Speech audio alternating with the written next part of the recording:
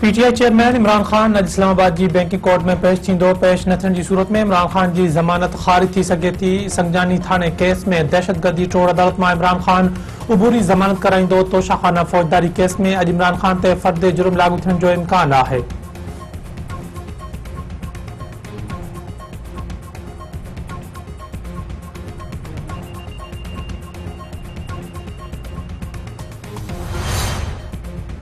पंजाब ऐं केपी में चूंडुनि लाइ पाण मुरादो नोटिस केस जी ॿुधणी कंदड़ सुप्रीम कोर्ट जी बेंच टुटी वई। Justice Ejazul Ahsan, justice Mazahir Ali Akbar Naqvi, justice Athar Minallah ऐं जस्टिस याहिया खान नाफरीदी तरफ़ां ॿुधणी खां माज़रत। चीफ जस्टिस उमर अता बंदयाल जी सरबराही में 5 रुकनी नई बेंच क़ाइम। ॿुधणी सुभाणे ताईं मुलतवी। समूरे मुल्क में क्रिकेट थी रही आहे पर चूंडूं न थी रहियूं आहिनि।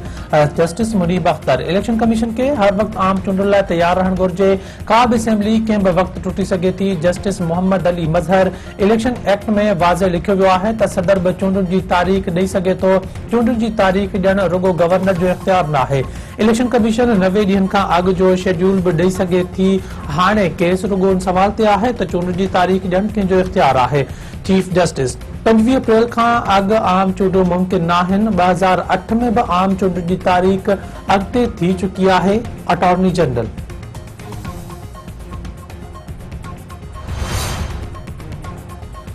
असेंबलियूं टोड़नि जी आईनी ऐं कानूनी हैसियत ॾिसण अनट्रेंड आहे। चीफ जस्टिस जो ओपन कोर्ट में ॾिनल ऑर्डर लिखत हुक्मनामे सां हिकु जहिड़ाई नथो रखे।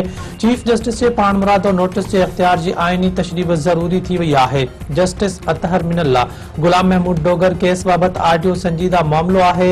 एजाजुल अहसन ऐं मज़ाहिर नक़वी इलेक्शन बाबति पंहिंजो ज़हन वाज़े करे चुका आहिनि। नासिर मंदोखेल, जज बाबति इल्ज़ामनि जो कंहिं फोरम ते जवाब न ॾिनो वियो आहे।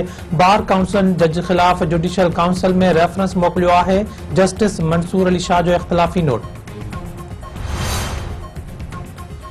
वज़ीर आज़म शहबाज शरीफ ज़ख़ीरो कंदड़नि ऐं मुनाफ़े ख़ोरनि ख़िलाफ़ बेरहमानी कार्रवाई जी हिदायत करे छॾी। आला सतही इजलास में शहबाज शरीफ वफ़ाक़ ऐं सूबनि में ज़िले इंतिज़ामिया तोड़े क़ानून लागू कंदड़ इदारनि खे फ्री हैंड ॾेई छॾियो।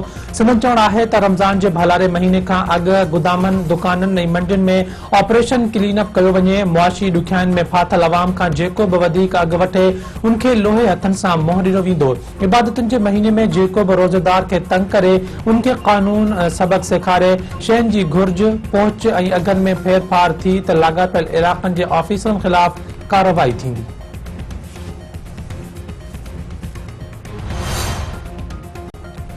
उत्तर वजीरिस्तान में सिक्योरिटी फोर्सेस ऐं दहशतगर्दनि में चकरियूं। पाक फौज जा 2 जवान शहीद, 2 दहशतगर्द मारिजी विया, 2 गिरफ़्तार।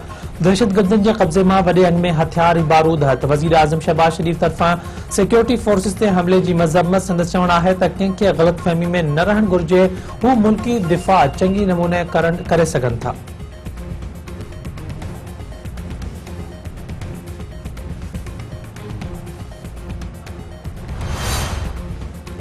सिंध यूनाइटेड पार्टी जो सखर खां कराची लाइ निकतल लॉन्ग मार्च रवां दवां। लकी शाह सदर समेत मुख़्तलिफ़ हंधनि ते शानदार राजियां, गुलनि जी वर्खा। क़ाफ़िलो राति लकी शाह में तरसी सुबुह पंहिंजी मंज़िल तरफ़ रवानो थींदो। ज़ेन शाह जो चवणु आहे त सिंध में बरसाती ॿोॾि मुतासिर अञा ताईं दरबदर आहिनि।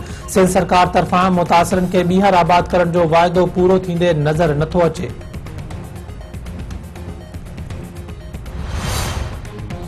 जैबाबाद पुलिस दौदापुर में ॾहाणी बिरादरी जे 3 ॼणनि खे ॾोहारी करार ॾेई मारे छॾियो। मुक़ाबले जी दावा। एसएसपी जैबाबाद जो चवणु आहे त पुलिस सां मुक़ाबले में 3 ॾोहारी मारिजी विया, 3 फरार थी विया। 3 धाड़ियल केसनि में घुर्बल हुआ।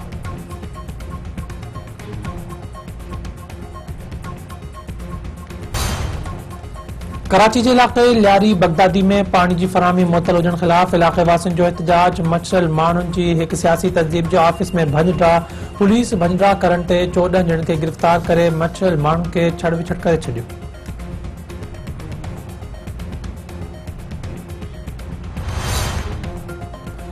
बरतानिया ऐं यूरोपी यूनियन हिकु नओं मुआहिदो करे वरितो। मुआहिदे तहत ब्रेग्ज़िट खां पोइ उत्तर आयरलैंड में वापार बाबति हलंदड़ तकरार जो ख़ात्मो आंदो वेंदो।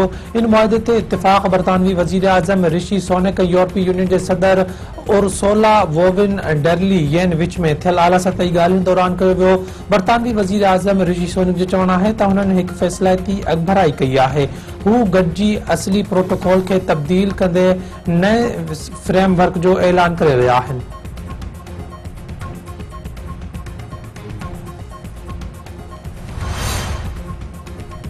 पाकिस्तान सुपर लीग जे मैचन में लाहौर कलंदर इस्लामाबाद यूनाइटेड के 110 रन तां शिकस्त ॾेई छॾी। 201 रन जे हदफ जे जवाब में इस्लामाबाद जी टीम 90 रन ते ढेर। लाहौर तरफ़ां डेविड बेज़ी 3, राशिद खान ऐं सिकंदर रज़ा 2, हारिस रऊफ़ ऐं ज़मान खान 1-1 विकेट हासिल कई।